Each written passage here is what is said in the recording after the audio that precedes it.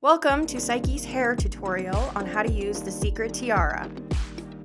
First things first, fit the band to your client's head. Using a pair of needle nose pliers, open the bead with the extra stretch cord. This will allow the wire to slide easily and adjust to their size. Now place the hair piece on your client's head and position it to their liking.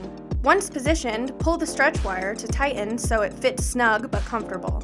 The stretch wire should be sitting on the back of the head where it rounds, just below the occipital bone. When you have the fit desired, clamp down on the bead hard. This will flatten it and secure the stretch wire in place. Using 3 knots, tie off the end and cut off any excess stretch wire. You'll want to leave about 1 centimeter extra.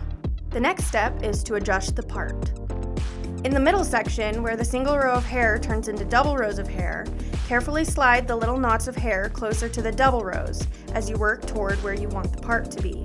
This will create a gap where the clear wire will show, making the hairpiece knot.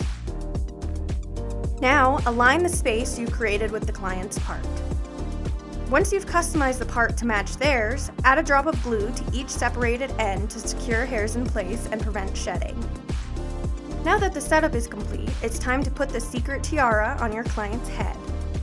Pull the hair extension band over the crown of their head with the clear stretch wire in the back, making sure the wire is over the round of their head.